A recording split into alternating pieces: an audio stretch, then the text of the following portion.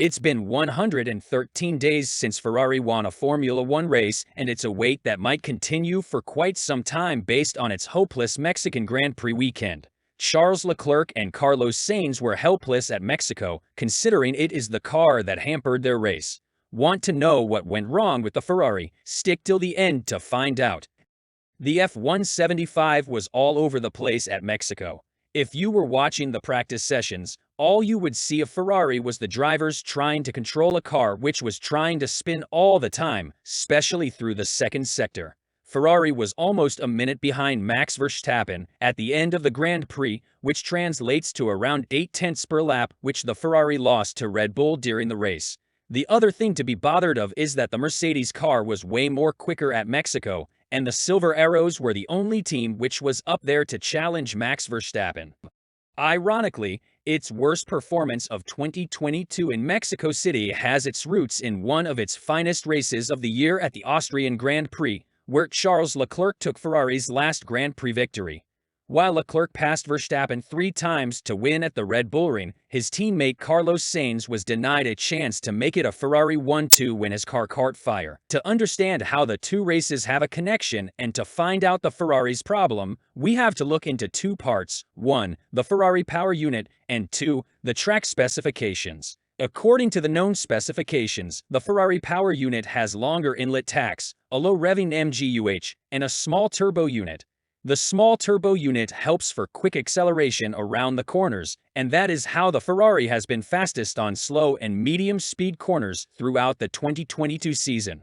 The problem with a smaller turbo unit is that it does not have the ability to take on lots of air for greater cooling. Now, track specifics, let's look at the Austrian track. The Austrian circuit is one of the high-altitude circuits of the 2022 F1 calendar, standing at 677 meters. Why we check the track's altitude is for one reason: higher the altitude, less air density is around the track. Less air density leads to cooling inefficiencies in a Formula One car. More precisely to say, less air density means there is more chances on the brakes and the power unit of a Formula One car overheating. Normally, turbo units of a Formula One power unit have a normal size, but smaller the turbo is, a high power can be achieved at low energy usage. This is the phenomenon that Ferrari followed in its design of the 2022 power unit.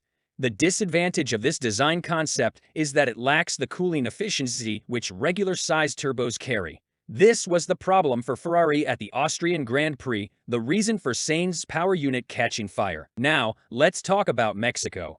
The Ferrari power unit caught fire at the Red Bull Ring at an altitude of 677 meters. Mexico stands at an altitude of 2,285 meters, more than 3 times the altitude of the Red Bull Ring. At Mexico, the air density is 25% less when compared with sea-level air density, and this prompts extreme issues to cars. We saw the Mercedes of Lewis Hamilton had unusual power cuts in between laps, and this was caused by the altitude of the track.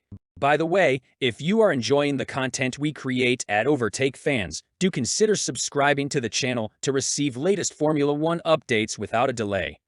This engineering problem led to Ferrari deciding to compromise its power unit performance in Mexico to ensure it wouldn't suffer from similar reliability problems. Smaller turbos can generate as much power as larger turbos by running faster, and they need to run even faster when the air is thinner at high altitudes like in Mexico. The level at which Ferrari's smaller turbo would have needed to run at would have put it at risk of a failure, so it elected to turn down the power of the turbo. This stripped what had previously been an advantage away from Ferrari, as, usually, its smaller turbo requires less electrical energy and subsequently has a significant acceleration advantage out of the corners. Sainz and Leclerc were therefore powerless to do any better than 5th and 6th in the race, finishing almost a minute behind race winner Max Verstappen, Ferrari's biggest race deficit of 2022. And what makes that deficit even worse is the fact that Ferrari, unlike on numerous prior occasions in the 2022 F1 season, was on completely the right race strategy. It has certainly been a very difficult weekend, team boss Mattia Binotto admitted after the race. Already yesterday in qualifying, we were quite behind the pole position. Sainz was 0.576 seconds adrift of pole and only 0.05 seconds quicker than the Alfa Romeo of Valtteri Bottas, who beat his teammate Leclerc. Normally in the quali, we are quite competitive. In the race, it has simply emphasized that we were not comfortable with the track this weekend. Our overall performance has not been great, no doubt. We were off the pace in the race. The compromise that both of the drivers are mentioning, we were not at our best performance for the weekend in terms of the power unit. But Binotto was quick to stress that the power unit compromise was only part of the equation and not the only cause, with 2PM being used as a tire test among the other contributing factors. However, the compromise likely affected other areas such as the challenge of trying to find the right balance and setup with a different power output to any other race this year and the aforementioned nullification of Ferrari's typical 2022 acceleration advantage. This likely contributed to a somewhat erratic F175 this weekend that looked nervous on the curbs and through the eses section in particular. It was a fight.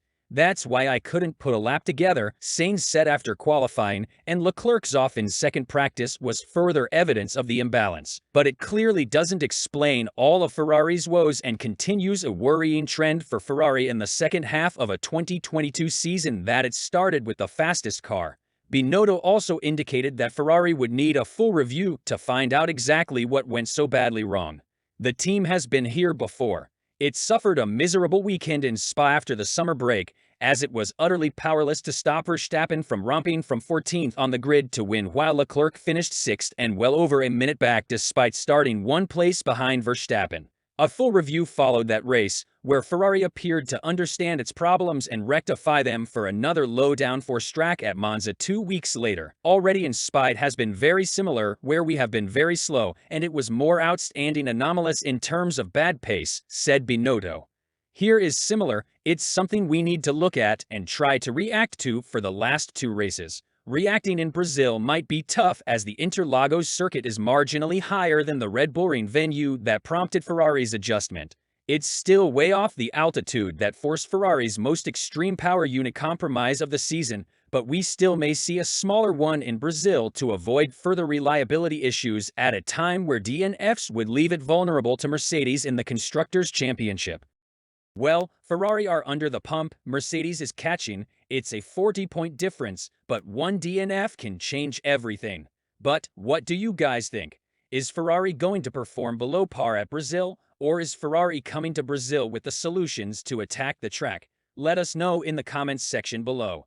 Hit that thumbs up button if you liked this video.